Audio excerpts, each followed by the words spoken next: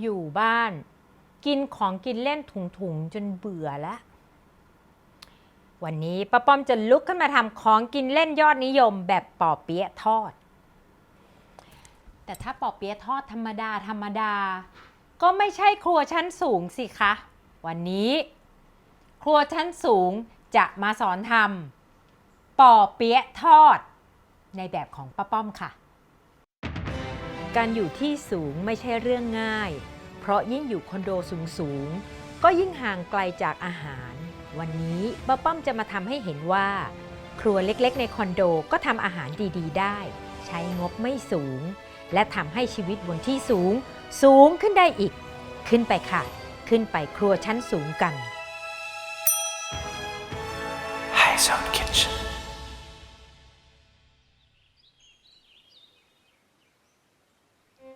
สำหรับปอเปี๊ยะทอดของป้าป้อมในวันนี้นะคะ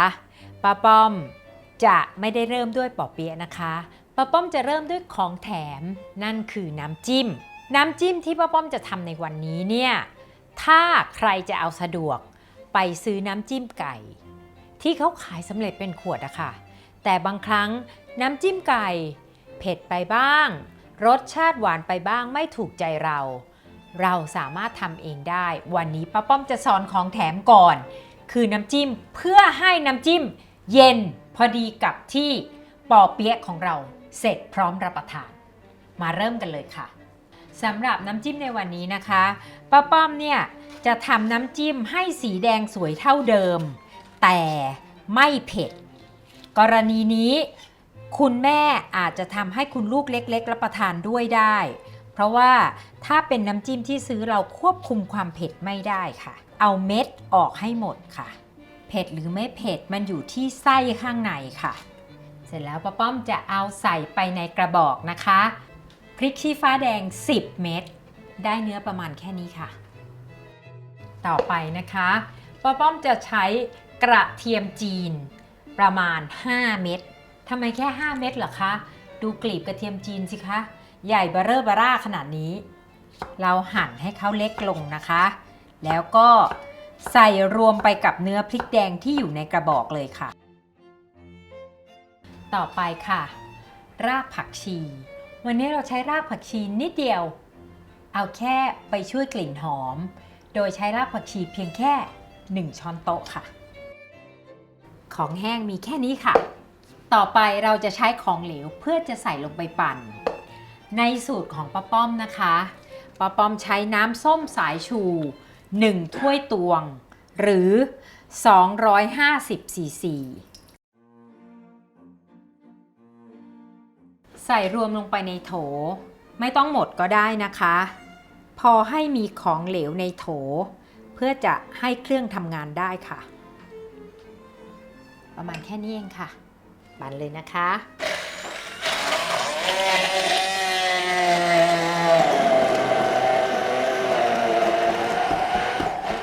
เมื่อปั่นเสร็จนะคะเราเทใส่หม้อค่ะใส่น้ำส้มที่เหลือลงไปล้างโถนี้เลยค่ะตั้งไฟแรงเลยค่ะและส่วนผสมต่อไปของเราคือน้ำตาลทรายจะใช้น้ำตาลทรายขาวหรือน้ำตาลไม่ฟอกสีได้ทั้งนั้นค่ะป้าป้อมใช้น้ำตาลทราย2 ถ้วยตวงค่ะและสุดท้ายนะคะป้าป้อมเติมเกลือป่นลงไปอีก1 ช้อนโต๊ะค่ะคนให้เข้ากันบนไฟแรงรอจนน้ำจิ้มเดือดค่ะเมื่อเดือดนะคะเราลดลงไปเป็นไฟอ่อนแล้วก็เคี่ยวต่อไปอีกประมาณ5 นาทีเพื่อให้น้ำจิ้มเนี่ยเหนียวและข้นขึ้นก่อนที่จะลงมือทำไส้ปอเปี๊ยะป้าป้อมจะตั้งน้ำมันไว้เลยค่ะวันนี้ป้าป้อมใช้น้ำมันรำข้าวคิงน้ำมันขวดนี้ขวดเดียวนะคะได้ทั้งผัดทั้งทอดเลยเพราะว่าน้ำมันรำข้าวมีจุดทนความร้อนได้ค่อนข้างสูงค่ะเพราะฉะนั้นซื้อขวดเดียวผัดทอดทำได้หมดค่ะนอกจากมีจุดทนความร้อนได้สูงแล้วนะคะยังมีสารธรรมชาติเช่น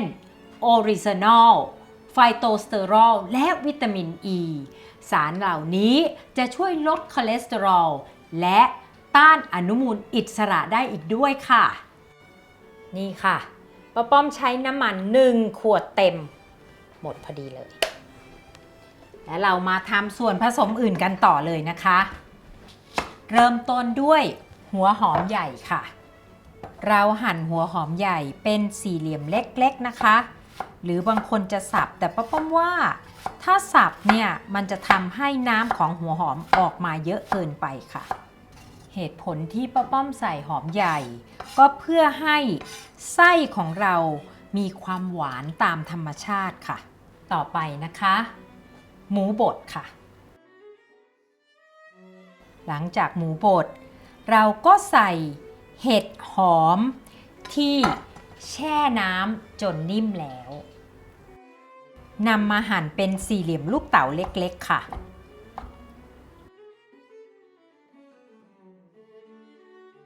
ต่อไปนะคะวุ้นเส้นค่ะวุ้นเส้นที่ป้าป้อมแช่น้ำไว้จนนิ่มแล้วตัดให้เล็กลงค่ะใส่วุ้นเส้นลงไปในหมูสับกับเครื่องอื่นที่เตรียมไว้นะคะจะมากจะน้อยอยู่ที่เราค่ะจากนั้นนะคะป้าป้อมใส่ไข่ไก่ลงไป1 ฟองเพราะไข่ไก่จะเป็นตัวสมานไส้ทุกอย่างให้เป็นเนื้อเดียวกันป้าป้อมจะปรุงรสด้วยซีอิ๊วขาวและซอสถั่วเหลืองปรุงรสค่ะปิดท้ายด้วยพริกไทยคนให้เข้ากันค่ะป้าป้อมขอเติมเกลืออีกนิดหนึ่งนะคะและสุดท้ายก่อนที่เราจะห่อป้าป้อมขอใส่ถั่วงอกดิบลงไปค่ะเห็นไหมคะไส้ป่อเปี๊ยะของเราเข้ากันดีแล้วก่อนจะห่อเราต้องมาทำกาวกันก่อนค่ะกาวคืออะไรเวลาเราห่อป่อเปี๊ยะแล้วเราจะทำให้แป้งตรงขอบติดสนิทเป็นเนื้อเดียวกันเวลาทอดจะได้ไม่แตกออกมาค่ะกาวที่ป้าป้อมพูดถึงก็คือแป้งสาลีค่ะแป้งสาลีอเนกประสงค์ใช้ไม่มากหรอกค่ะใช้นิดเดียวเพื่อทำกาวเด็กๆเคยเล่นแปะกระดาษกันใช่ไหมคะกาวเหนียวแค่ไหนเราก็ทำให้แป้งสาลีเหนียวขนาดนั้นค่ะป้าป้อมได้กาวสำหรับป่อเปี๊ยะของป้าป้อมแล้วทำไมกาวต้องทำจากแป้งสาลีเพราะว่าแป้งป่อเปี๊ยะเป็นแป้งที่ทำจากแป้งสาลีไงคะการใช้กาวด้วยแป้งประเภทเดียวกันเนี่ยมันทำให้ป่อเปี๊ยะของเราเป็นเนื้อเดียวกันรสชาติไม่แปลกประหลาดค่ะก่อนที่จะห่อป่อเปี๊ยะนะคะเราก็เพิ่มไฟซะหน่อยหนึ่งให้ไฟค่อนข้างแรงเพราะว่า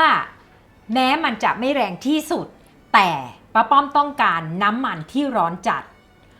เพื่อที่ให้ป่อเปี๊ยะข้างนอกของเรากรอบและไม่อมน้ำมันแต่ไม่ต้องกังวลนะคะจะร้อนแค่ไหนเพราะว่าน้ำมันรำข้าวคิงมีจุดทนความร้อนสูงอย่างไรก็ไม่เป็นอันตรายต่อสุขภาพค่ะเมื่อเร่งไฟแรงแล้วนะคะให้น้ำมันร้อนจัด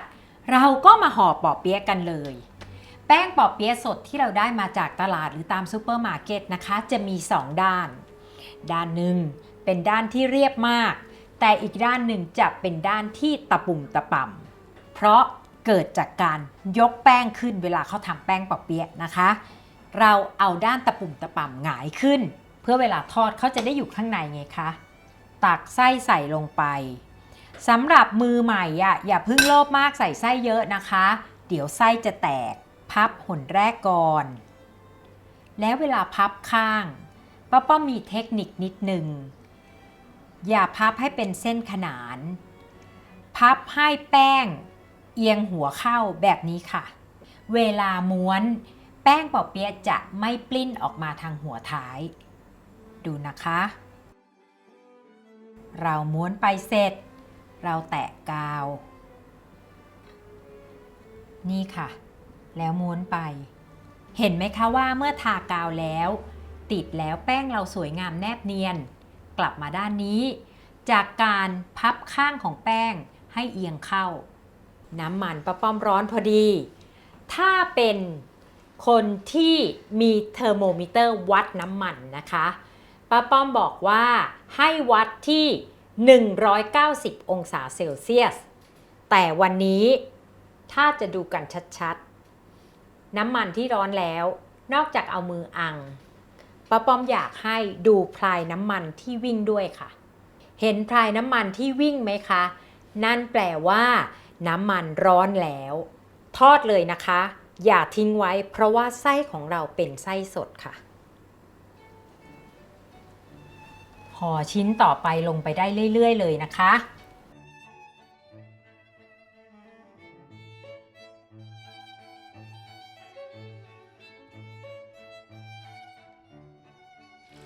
น้ำมันที่เราเอามาใช้ทอดอาหารเนี่ยนะคะมันต้องเลือกให้ถูกประเภทนะคะนอกจากอาหารจะกรอบอร่อยแล้วยังต้องปลอดภัยและดีต่อสุขภาพด้วยค่ะจะกินของทอดทั้งทีก็ขอให้กินอย่างสบายใจอีกเรื่องหนึ่งนะคะที่ทำให้ป้ามั่นใจในน้ำมันรำข้าวคิงเพราะว่ามีตราอาหารรักหัวใจด้วยค่ะทำให้ป้าป้อมมั่นใจว่าเวลาเรากินเข้าไปแล้วจะไม่เสี่ยงต่อโรคหัวใจและหลอดเลือดหัวใจตีบตันเลยค่ะถ้าจะอร่อยนะต้องอร่อยอย่างปลอดภัยค่ะใช้ทำเมนูไหนๆก็มั่นใจต่อสุขภาพเหมาะกับที่จะเป็นน้ำมันรำข้าวคิงคุณค่าคู่ใจที่ควรมีไว้คู่ครัวเลยค่ะนี่ค่ะทอดปอเปี๊ยะเสร็จน้ำจิ้มเราก็เย็นพอดีระหว่างรอปอเปี๊ยะให้อุ่นลงหน่อยนึงไม่งั้นรับประทานตอนนี้ปากพองแน่เลยเรามาทำน้ำจิ้มปอเปี๊ยะให้สำเร็จกันดีกว่านี่ค่ะป้าป้อมใช้หัวไชเท้าการใช้หัวไชเท้านะคะป้าป้อมอาจจะใช้ที่ขูดฝอยที่เป็นเหล็กสำเร็จรูปได้แต่ระวังมือนะคะอันนี้ถ้าบ้านไหนไม่มีวันนี้ป้าป้อมจะทำแบบซอยให้ดูค่ะปอกเปลือกให้เกลี้ยงนะคะนำไปล้างให้สะอาดก่อนจากนั้นเราเอามาฝานเป็นแผ่นบางๆค่ะเท่าที่จะบางได้หรือถ้าใช้มีดปอกแบบป้าป้อมเราสามารถทำแบบนี้ได้ค่ะเห็นไหมคะมีให้เลือกตั้งหลายวิธีเอาละค่ะป้าป้อมจะทำเล็กน้อยพอรับประทานคนเดียวก่อนเมื่อเราได้หัวไชเท้าหั่นฝอยแบบนี้แล้วนะคะ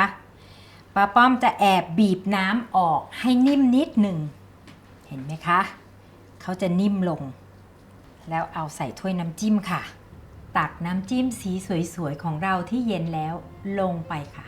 แค่นี้เองเราก็จะได้น้ำจิ้มปอเปี๊ยะที่น่ากินแล้วป้าป้อมทนไม่ไหวละเราไปจัดจานกินกันเลยเถอะค่ะ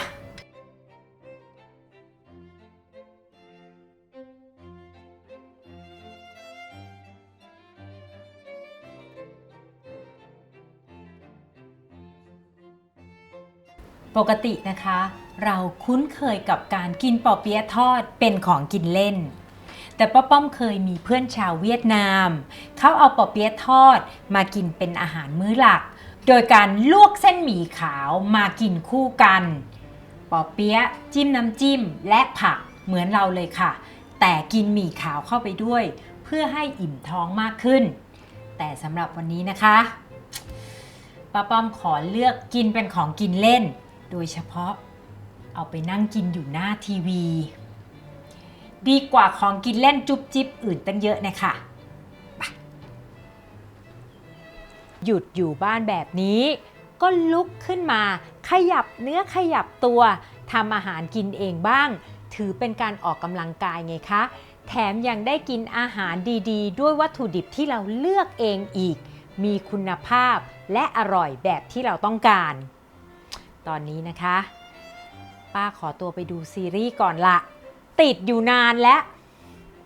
ดูไปกินไปเพลินเลยค่ะเก็บครัวเสร็จแล้วก็มากดกระดิ่งกด Subscribe ไว้นะคะเพ ราะว่าครัวชั้นสูงยังมีอีกหลายเมนู จะได้ไม่พลาดกันค่ะ